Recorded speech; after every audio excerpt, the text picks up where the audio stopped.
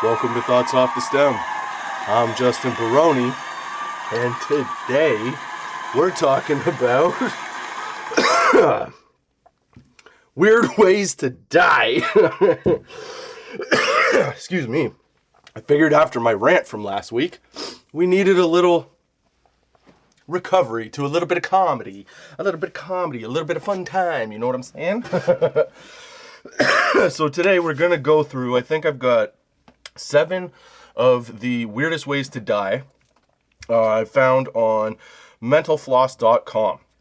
They're bizarre ways people have died or bizarre ways to die. There's 7 of them. And I have one honorable mention from Wikipedia, actually, that my good friend, co-worker, manager, boss lady, Eva, gave me about something very surprising. Now, some of you may know this, some of you may not, but it is a good one. So stick around to the very last fact, because that one is a doozy. I hope you're enjoying your week, or I hope you had a good week. I hope you're going to enjoy your weekend. I hope everything in life is treating you very well. Yeah, you know what I totally just realized? I forgot my water. I don't know what I did with it, but I guess we're going waterless this episode.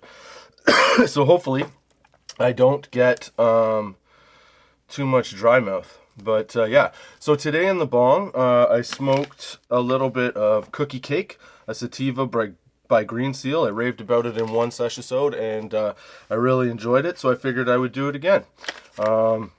Yeah, because I haven't smoked it in a while, and I find it to be a really nice upper. Although, Green Seal, if you guys are watching this, I am really, really missing the citrus skunk. Okay, I'm just saying, I love that sativa. It's fucking great. Hits you right in the eyes, and oh, what a high. Anyway, if you could bring that back, I'd be really appreciative. But yeah, so today I'm smoking in bong, cookie cake. I've also rolled up a joint of cookie cake. But one thing that I decided I would do, holy crap, this joint won't stand still. Okay, so one thing I decided I would do is, because last time I said that I would smoke some of that Masiku shatter.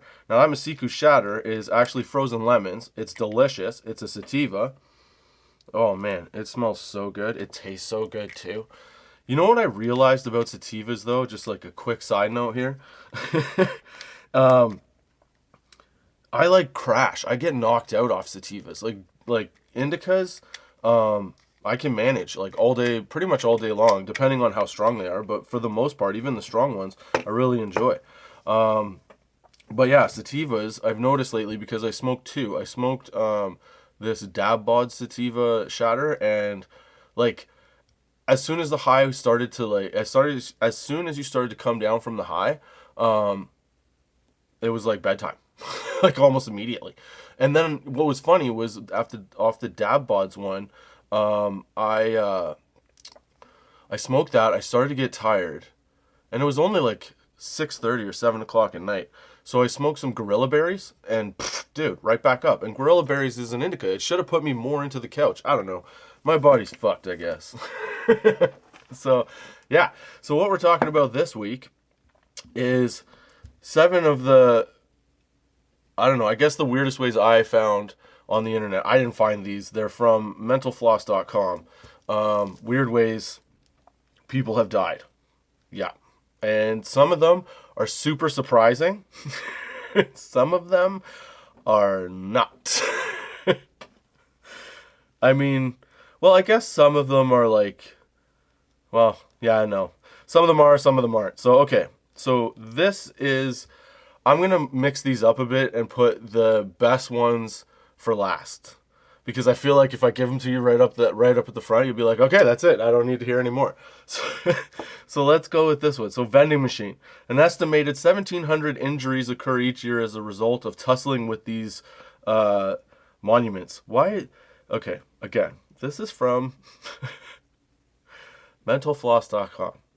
Why you would write things this way, because I did just cut and paste some of the description so that, you know, I had their take on it. But essentially, 1,700 injuries occur from dropping pop machines on yourself because you get pissed off and your snack won't come out, and then you're like, yeah, and then smashed, squished by a vending machine, right? So, and there's 4 deaths. So 1,700 people get hurt. Sorry. I don't know if I said that. The high is setting in. It's starting to kick. See, this is what sativas from Green Seal are like. They give you a perma-smile. Can't really talk. You wish you had some water right now, but you don't have any water. You get dry mouth. It's fucking 33.8%. And with all this talk of in the Canadian cannabis industry of all these things being like lied about, you know, all your THC potency has apparently been like faked or exaggerated. I could tell you right now, smoking this shit, man, 33.8% is pretty fucking accurate. Because I'm high as balls right now. It was immediate from that. One bong hit. That's all I needed. Anyway, so don't shake a pop machine because it'll fall on you and kill you. Now, I thought this would be like a higher death situation, but 1,700 injuries occur, 4 deaths, essentially a year from pop machines. So just don't do that. I know that's not really a weird death, but I feel like now, in this day and age, that's a weird death. Because, like, what the fuck are you doing? Why are you shaking a pop machine? Like, you know, at this point, we've been around long enough to know that you do not want to shake a big, heavy object to try and get your pop out because you might end up crushed.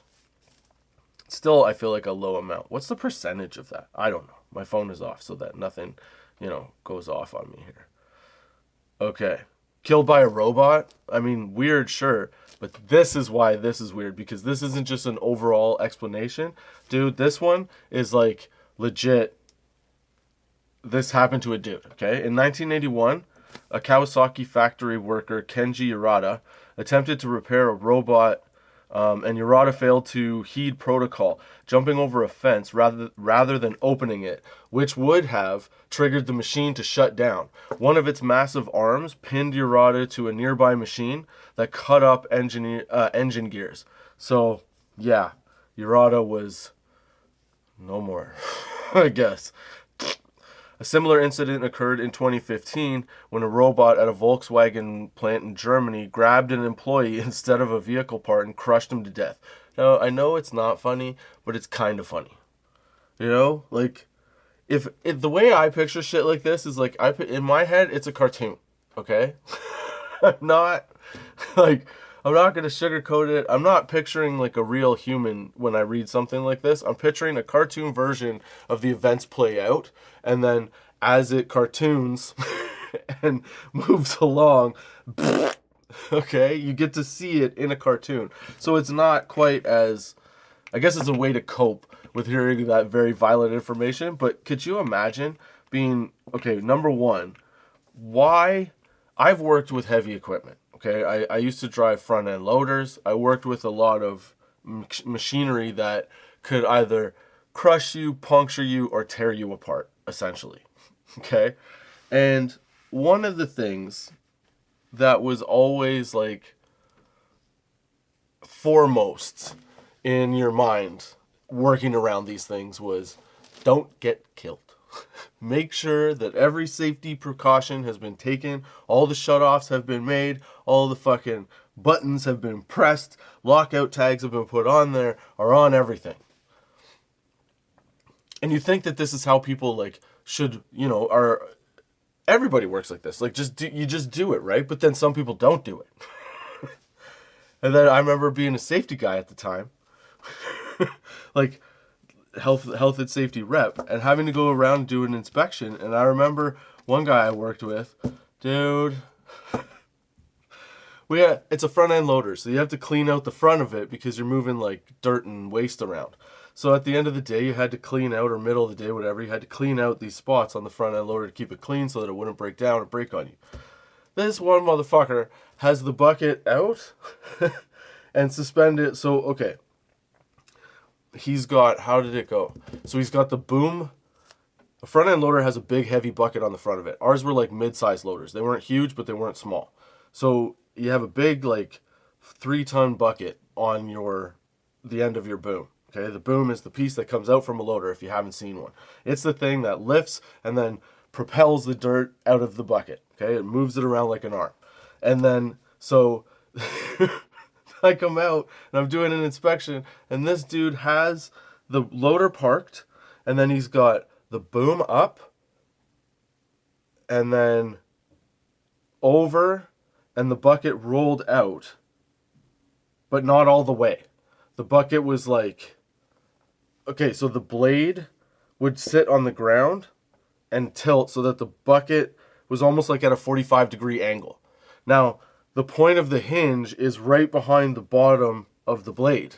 And if you moved wrong, like if somebody hit that, if for whatever reason it just got like nudged or jostled, there wasn't enough there to stop everything from falling flat. You're supposed to put, what do you call it? Like a boomstick. I don't know. That's not what it's called. But you put this like support rod underneath the boom, lock it out so that when you're cleaning under it, right, everything is good and it's okay. Nothing's going to fall on your head. You're not going to die. You won't be crushed. And you can then get under the arms and clean out all the debris that gets caught in there. Well, this motherfucker, okay, just like this guy, instead of fucking opening the gate, jumping over it, this motherfucker is standing right under the boom. Not even a helmet on. Now, granted, at this point, if that boom falls on your head, it doesn't matter, man. Your head's a grape. Like, goodbye. That's it. But the helmet, I don't know, it just seems like you would want to wear the helmet. Because even if the debris fell off the boom, if the boom shifted, you wouldn't want to get hit in the head. Not that there's a lot of heavy stuff, but still, you never know. It was garbage. There might be a needle or shit in there. This motherfucker's under there without a helmet on. So I go up and I go, hey, man, do you feel safe? He goes, yeah, absolutely. I go, really? And I patted him on the head. And I go, you're under the fucking boom, dude. Like, oh. So I could see how that was a long way to get back to this guy who fucking killed himself by jumping into engine, a machine that cuts up engine gears. But yeah, that's what that guy did. Like, I could see how that happens, but I don't understand how we haven't learned from these mistakes. It's very simple. Just turn the shit off, lock it out. It's real easy. Be prepared. Pretend like the worst thing that's going to happen is actually going to happen and work your way back. So be cautious, And then this other guy, the guy with the robot, the second one in Germany where he got grabbed at the Volkswagen plant, dude, that might not have been his fault. That might have just been the robots. And now we're all into this fucking AI situation with ChatGPT and all these other ones. Dude, this is going to get funky, like, real fast. You know what I'm saying? I think some weird shit's about to come. For sure, man. Okay, now, what else do we have here? Death by laughter? Dude. A bricklayer named Alex Mitchell died in 1975 after getting the giggles while watching a BBC sketch show titled The Goodies. Mitchell had long QT syndrome, a heart rhythm disorder that can be worsened by the exertion of laughing. He went into cardiac arrest and died. His wife, Nessie, wrote the show's producers, thanking them for making her husband's final moments happy ones. Is that a little weird? Thank you for making them happy. But why was she home? Did she try? Maybe she was like, honey, calm down. Don't, I don't know. That seems odd that she would just be like, thank you for making him happy. But could you imagine that you have to worry about, it's like Roger Rabbit. Yous are gonna die from laughing. You're gonna laugh yourselves to death. What the fuck? What are they?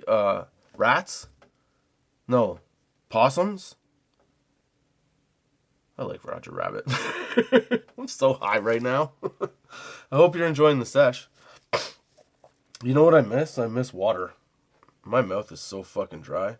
Could you imagine dying by laugh? That would suck so bad. I mean, it would be awesome, but it would suck. It'd be like dying in the middle of fucking. It would be like, that would probably be a good way to go. But also not a good way to go. Because you're like, let me finish! Instead of finishing, dude. My mind is taking a dark walk right now. Dying from laughing would suck balls, is all I'm saying. Oh my god. And then here we go. Number 4. Choking in a cockroach eating contest. Why would you sign up to eat cockroaches? That's fucked, dude. I could never willingly eat bugs. It's not like a thing for me. You know what I'm saying? I don't know why. Like, I get needing money, but also, like, why would you eat cockroaches? Of all the bugs to eat. Like, I wouldn't eat anything gooey. I wouldn't eat a bug. I couldn't do it. You know? Maybe a deep fried spider? No, thank you. Oh, man, that's so gross. It gave me the shivers. All right, so this 32-year-old Edward Archbold entered a bug-eating competition in 2012 because, you know, that's what you do. It was sponsored by a Florida reptile shop. Archibald wolfed down a series of cockroaches and worms. Oh, dude, people are gross as fuck. Why do people do that shit? Like, is it... Could you imagine... Like, how do you develop this? Like, I don't know if this guy was talented and this is what he did, but, like, could you imagine developing that talent? Like, I played basketball for a long time. I practice every day, right? Okay? I made, like, I don't know, probably 6 hours a day for many years when I was a kid playing basketball, whether it was practicing or just playing in my driveway or with buddies or whatever, but, like, we're playing games, you know, playing for whatever. Anyway, the point is, focus, Justin. The point is that it takes a long time to get good at shit and a lot of practice, right? So, like, is it possible that this dude was like that, like Joey Chestnut of, like, the bug eating world, you know? And he was competing. Like, I don't know how you would discover that you have that bug eating talent. And I don't know how you could get to the point, like, you could be okay. Like, that's a lot of practice. You have to put in a lot of eating bugs as a kid. Sitting on sidewalks, eating fucking worms out of the ground. You know what I'm saying? I mean, come on. Who would... I don't know. This guy did it anyway. He decided to eat cockroaches. I couldn't eat cockroaches. So he ate this series of cockroaches and worms, only to find his airway blocked by the influx of their masticated body parts. Dude, he asphyxiated on the bugs. No shit. Did he have water? Did he take a drink? Did he just try to inhale the shit? I don't understand. I really don't fucking understand what was going on. What goes through somebody's mind like that? You see a bowl, nasty ass looking fucking larva, and somebody's like, hey man, $5,000 if you eat that bowl. No. I just know I couldn't get through it. There's no way that anything like that could get, like, I have a pretty good stomach, but I can't eat weird shit. Like, it has to be sometimes, the texture when I'm eating chicken weirds me out, is what I'm saying. So eating a bug or eating a worm or anything that lives or could live in the dirt is not my idea of a meal that, you know? I don't know how people do that shit. But that doesn't surprise me that he died from bug eating. Because, like, how much did you eat? Did you just swallow them? Because it was a contest, right? So, like, did you chew the worms? Oh, dude, that's so gross. Think about, the texture of the worm. Oh my God. This weed makes you feel things. That's right. Fucking cookie cake makes you feel ideas. Because I just got the worst shivers thinking about the idea of somebody wolfing down a cereal bowl full of cockroaches and worms, and then because I'm high, all I could think was, like, in my mind, cartoon zoom in of a mouth and the worms and the cockroaches squishing and crunching, and then the texture of eating it. Oh my, it's so gross, dude. Shivers all over, man. That's gotta fuck up your stomach. Oh my God. Oh, that wigged me out. That really wigs me out. That's so disgusting. All right. So that's 4 of our 8 so far, because we've got I've got 7 from this, and like I said, I got a special one from fucking Wikipedia that Eva told me about, and I think is pretty amazing. Some people might know about it, some people might not, but stick around because that's where we're going to next. And since we're talking about fucking people eating bugs and dying, not that I think anybody has, died from this before, but for the weed facts this week, I decided to, well, actually it was mentioned to me, again by Eva, that not enough is known or not enough has been talked about CHS, which is Cannabinoid Hyperemesis Syndrome. And it seems to be that there is, as weed use gets more regular, especially in Canada, obviously, there's research that's going into what's going on with the use and what happens to the human body and all that stuff over time, right? So one of the things that some healthcare professionals are noticing is a rise in cannabinoid hyperemesis syndrome. So that's what this week's weed facts are all about, baby. That's right. I just had to run and grab my water. Holy shit, my mouth went dry so fast there. So as I was saying, for this week's weed facts, wait, I'm going to cheer this one because this one seems like a good one. For this week's weed facts, it's time for some weed facts, bro. That's right, some weed and some facts. Right on. Okay, for this week's weed facts, we are talking about CHS, Cannabinoid Hyperemesis Syndrome. Now, this is from... Oh, crap. I thought I saved the fucking thing. Anyway, okay, I think it was from St. Jude? No, wait, where is it? I've got it here. Hold on 1 secundo. There. It's the first one. From cedarsinai.org. So you can read this. This is actually, obviously a proper document about what CHS is, all the things you need to know about it, when you should, how you should recognize it, all that stuff. So this week, I figured what I would do is give you a general idea of what the condition is, the symptoms, how it's normally treated, and some of the complications that you might get if you continue to have the symptoms, okay? So, Cannabinoid Hyperemesis Syndrome. Cannabinoid Hyperemesis Syndrome is a condition that leads to repeated and severe bouts of vomiting. It's rare and only occurs in daily long-term users of marijuana. In the brain, marijuana often has the opposite effect of CHS. It helps prevent nausea and vomiting, right?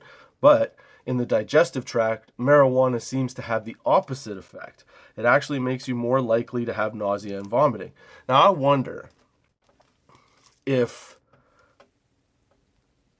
the people that are getting this are use more edibles than smoking. I wonder if it's like 60-40, out of the people that get it, 60% of them get it from like eating edibles and then 40% get it from smoking, or is it vice versa? I'd like to know those numbers. They're not in this because this is just like a medical thing, but yeah. So where was I here? Nausea and vomiting. No, it still isn't clear. Did I do that right? See, it's just... Dude, I'm so high. That just hit me. Oh, okay. So it still isn't clear why some heavy marijuana users get the syndrome and others don't.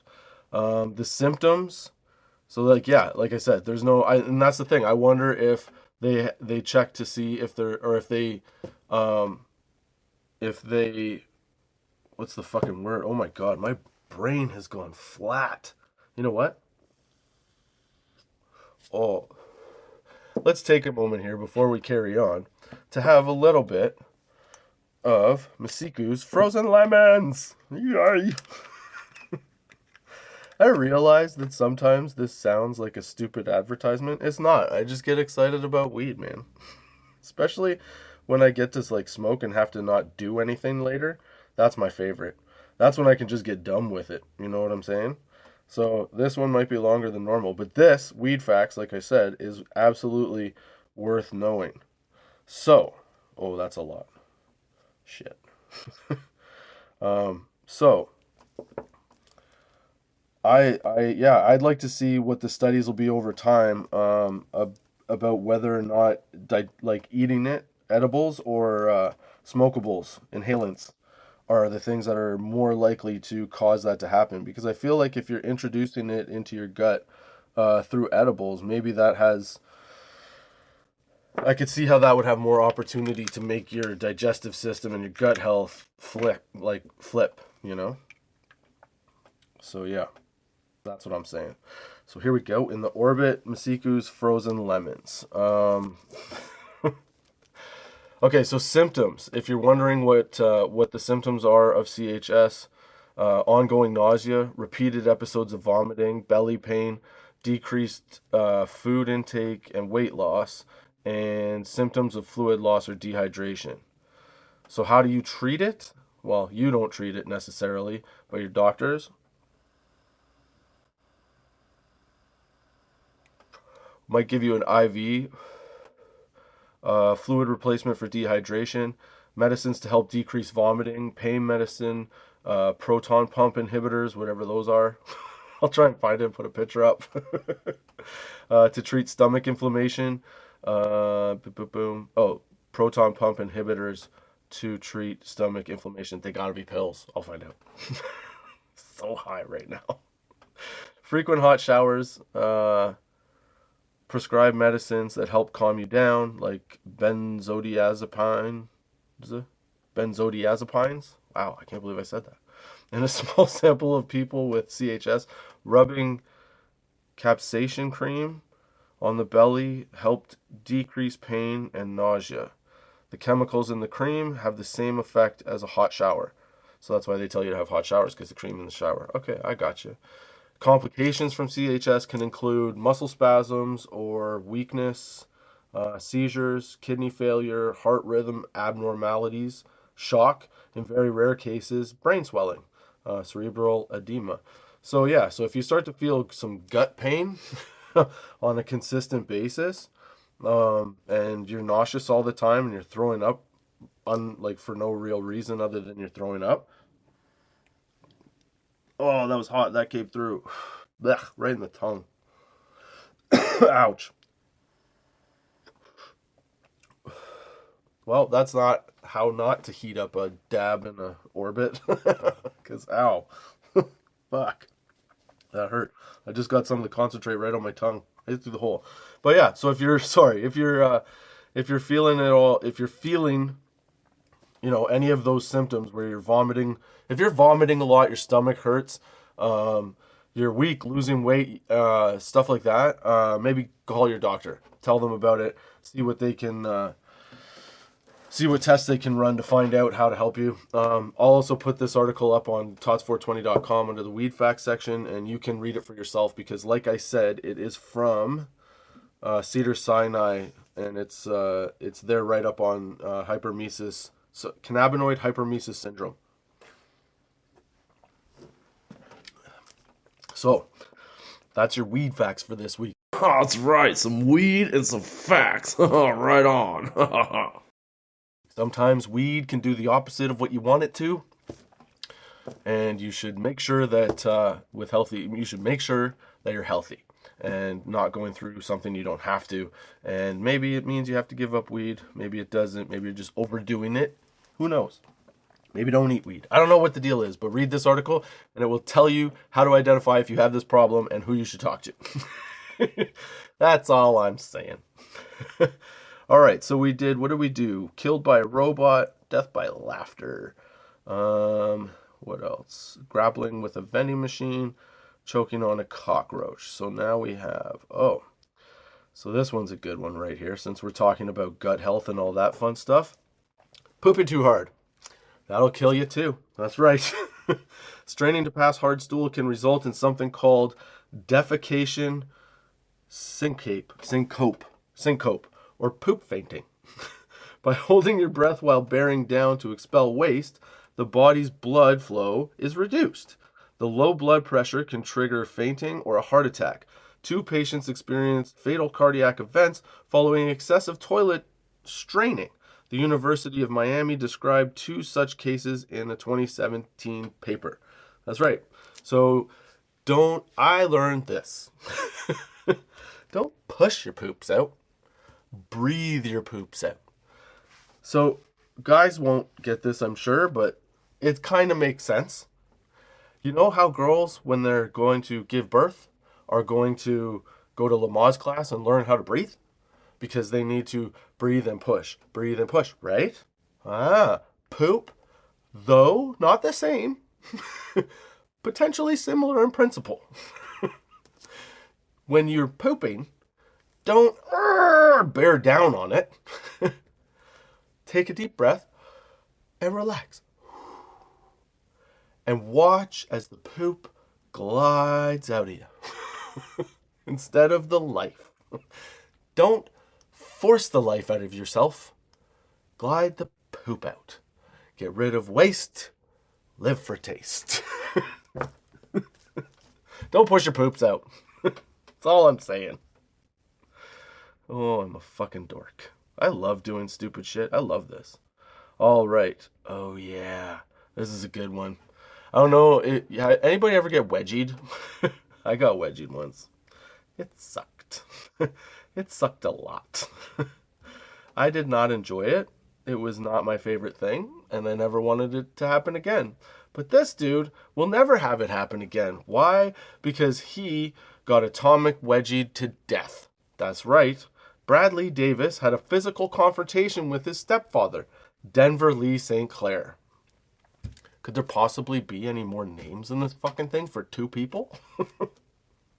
Davis took St. Clair's underwear and pulled it up and over his head, causing the elastic waistband to stretch tightly around his neck.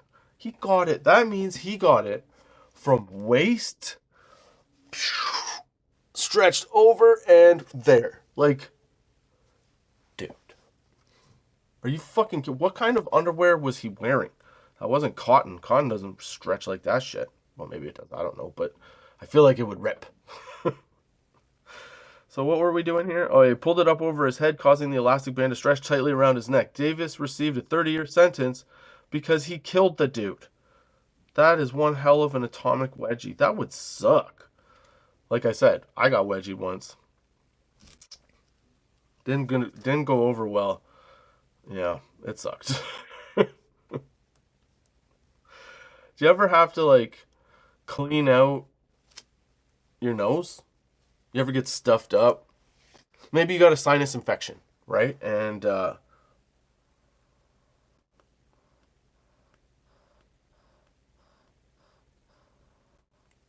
maybe you got a sinus infection and you have to clean it out every now and then, like flush out all the gooey shit, keep it going. You ever used a neti pot? You ever thought, oh, I might die by using this neti pot? Me neither. But it fucking happened. That's right. So here's another thing to add to your list of terrified shit that's going to happen to you in the world or at this time in the existence of man. Neti pots, which are used to irrigate the sinuses of allergy sufferers. For 2 people in Louisiana in 2011, 2 people, the pot facilitated the transmission of a brain-eating amoeba known as Naegleria fowleri. I'm assuming that's wrong how I pronounced it, but that's what it is. And you can check out the article because I'll put it in the Dude for Real Facts so you can verify what I'm saying. Because I'm just reading what they wrote. The amoeba, which is typically found in warm freshwater lakes, causes fatal brain swelling and carries a mortality rate of more than 97%. Though infection is actually very rare, the fact that the deceased delivered it what? The deceased delivered it directly into their sinuses is what led to the fatal outcome. Oh, I see. Yeah. So when, the dead person had forced it in with the neti pot and right up to your brain, dude, that's terrifying. That's alien type shit. Can you imagine that? You're just, I'm going to be better. I'm going to be better. And then, and the water comes out the other side, and then your brain's done. I mean, I imagine it's not that fast, but who knows? Maybe it is. They know, but, well, you know what I'm saying. Dude, I'm in a mood this week. I hope you're enjoying the sesh. I hope I'm not being too stupid. Well, I'm definitely being stupid, but I hope that this is enjoyable. I hope when I watch this back, it doesn't seem as dumb as it does right now in my head while I'm analyzing myself do this. You know?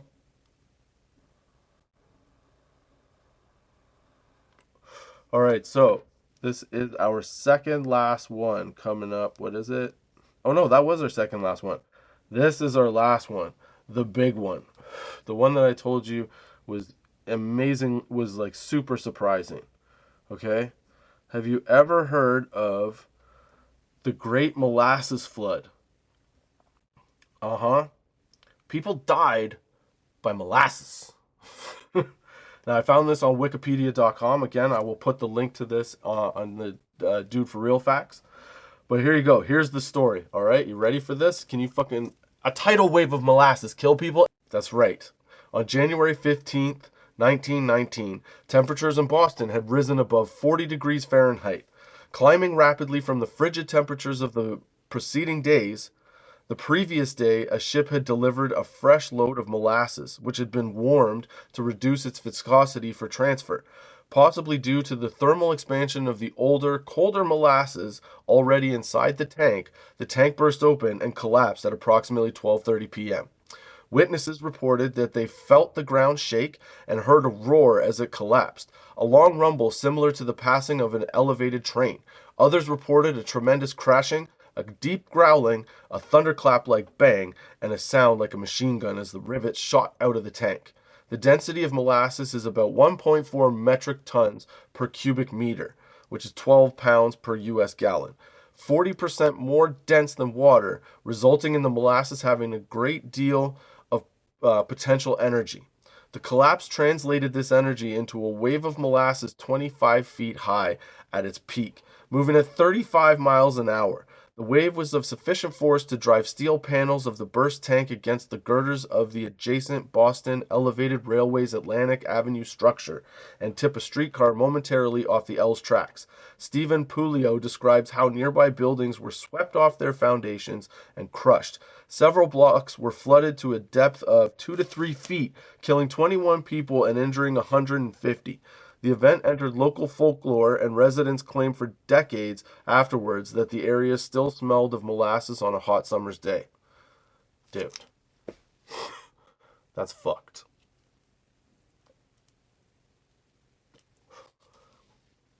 Could you imagine going about your day? You're fucking on the train, right? You're on your way to work. No, it would have been 12:30. So you're going out to lunch. I'm hungry. Doo-doo-doo. What am I going to have? And then all of a sudden... bam! And this 25-foot fucking wave of molasses comes flying at you. Oh, I'd just swim in it. No, you fucking wouldn't.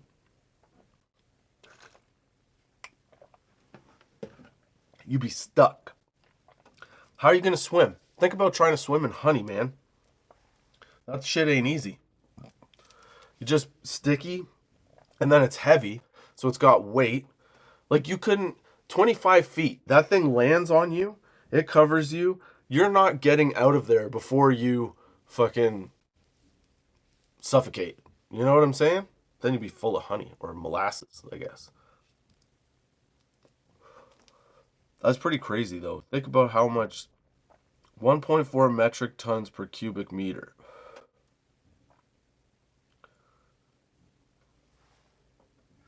Dude. That's a lot of weight. A wave, a tidal wave, a tsunami of fucking syrup, basically. That's fucking crazy, dude. Would you run? It was going 35 miles an hour. You know how far away you'd have to be? it threw girders into other girders and broke things. And it killed people, man. These people got stuck in that. Could you imagine?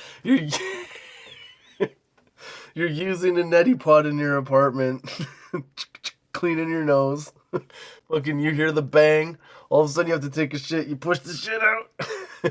An amoeba gets you in the brain. Heart attack hits you. And then as you're dying, you get smoked by the fucking molasses wave. Kaput. This is a fucking free-for-all right there. Hit with all of them, the pop machine lands on you. You wouldn't be able to die from laughing, though. You'd be filled with too much shit. Neti pot stuff. Syrup. Oh my god, you'd get the trifecta of crappy deaths. That would really suck. Oh, that'd be too bad, you know?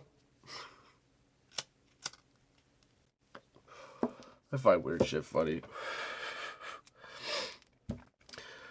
Alright, well, those are my thoughts off the stem for this week. I hope you enjoyed the sesh. I hope you come back next week and join me, Justin Barone, your friendly neighborhood pothead, on Thoughts Off the Stem on Anchor, Spotify, Google Podcast, Apple Podcast, Good Pods, Podchaser, Pandora, YouTube, Spotify. Did I say Spotify? I must have said Spotify. More Spotify. Yeah. It's out there. It's out there, baby. It's everywhere. Don't forget to check out tots420.com for the articles for what we talk about in each episode under the Dude for Real section, and check out all the weed facts from the weed facts section in the weed facts section of the website, tots420.com. Check it out. Hope you come back next week. I hope you have a good week. Until next time, keep your lids low, baby.